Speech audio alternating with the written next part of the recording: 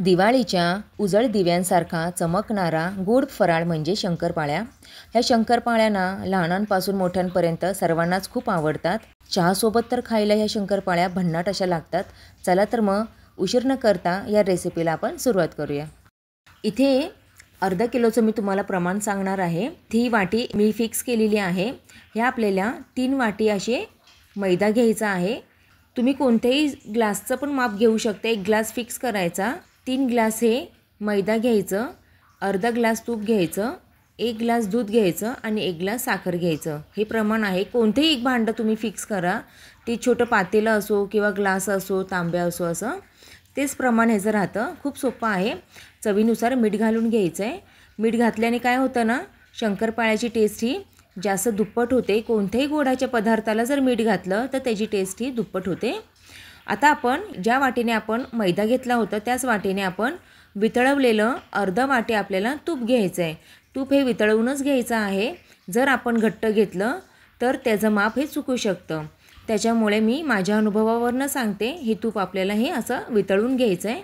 आता हे आपण सर्व घालून घेऊया मैद्यामध्ये आणि छान असं त्याला आपल्याला आता अलगद हाताने असं चोळून घ्यायचं आहे, म्हणजे तूप हे सगळीकडे छान असं लागलं जातं पिठाला।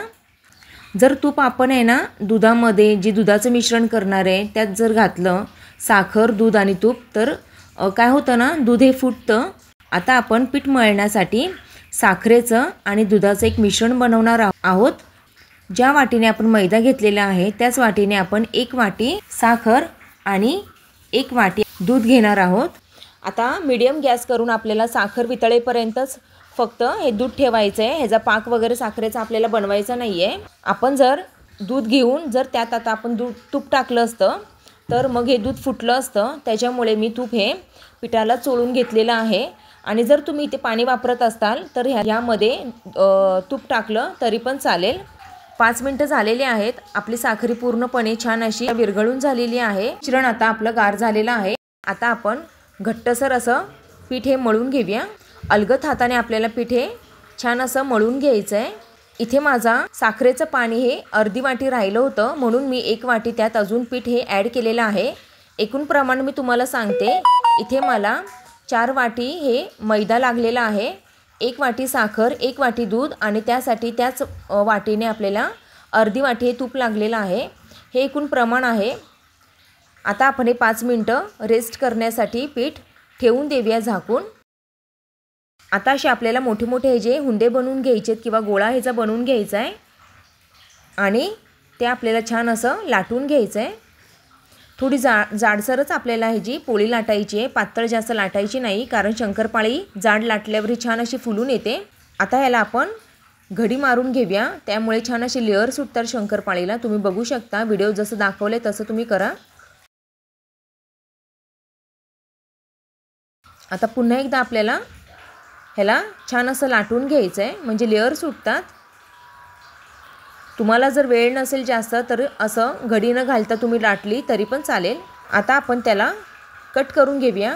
आपण ही कढाई ना ती कट करूया आणि ह्याला चौकोनी असा आकार देऊन घेऊया ह्या पोळीला, म्हणजे एकसारखी असे छान अशी शंकरपाळी दिसायला पण छान अशी चौकोनी दिसते। आपल्याला 1-1 सेंटीमीटरवर असं हे असं कापून घ्यायचं आहे। आपण एक आहे ना मधलं बोट ठेवून पण असं माप घेऊन छान असं कापून घेऊ शकतो। तुम्हाला व्हिडिओ दिसेलच। हे बघा, मी असं बोट ठेवलेलं आहे आणि असं कापून घेते। उभे आणि आडवे दोन्ही पण आपल्याला असे हे कापून घ्यायचे आहेत। इतपत आपल्याला हे जाड ठेवायचं आहे। आता आपण ह्या सर्व शंकरपाळ्या एका ताटात काढून घेऊया। आपण एकदमच करून ठेवू शकतो किंवा असं एक एक पोळी लाटून पण आपण एका साईडला तळून घेऊ शकतो। उलथण्याच्या साहाय्याने आपण ह्या अशा टाकून घ्यायच्यात, म्हणजे तेल आपल्या हाताला पोळत नाही। गॅसची फ्लेम आपल्याला मीडियमच ठेवायची आहे, जास्त फास्ट ठेवायची नाही आहे, नाहीतर मग शंकरपाळी आतमध्ये कच्ची राहते आणि वरून ती लाल होते। आता आपण हे छान असे हलवून घेऊया। जरी हा सुरुवातीला आपल्याला वाटलं ना एकमेकांना चिटकलेत तरी काही घाबरायची गरज नाही आहे। तेलात गेल्यावर ह्या शंकरपाळ्या छान अशा सुटसुटीत होतात। हे आपल्याला एक सलग असं हलवत राहायचं आहे, नाहीतर मग कुठेतरी अशी लाल होती शंकरपाळी आणि कुठेतरी अशी कच्ची राहते। तुम्ही बघू शकता शंकरपाळीला बिस्किटासारखा छान असा रंग आलेला आहे। आपल्याला शंकरपाळी ह्या स्टेजला काढून घ्यायची आहे, कारण काढल्यावर पण त्याची थोड्या वेळ ही कुकिंग प्रोसेस ही चालूच राहते, मग ते जास्त असे काळे होणार। आणि आता असे काढले ना ते बिस्किटासारखे छान असे गोल्डन दिसतात। आता अशा प्रकारे आपण या सर्व शंकरपाळ्या या करून घेऊया। ही शंकरपाळी आपण अशी उलथण्याने डायरेक्ट आपण अशी ताटात पण काढून एकदम असे तळू शकतो। मी पुढचे शंकरपाळ्या सर्व एकदमच लाटून एकदमच तळून घेतलेल्या आहेत। अशा पण तुम्ही करू शकता। ही रेसिपी तुम्हाला कशी वाटली, आवडली का? मग नक्की लाईक, शेअर आणि सबस्क्राईब करा। भेटूया अशा एका छानशा नवीन रेसिपीमध्ये। तोपर्यंत हॅपी दिवाळी।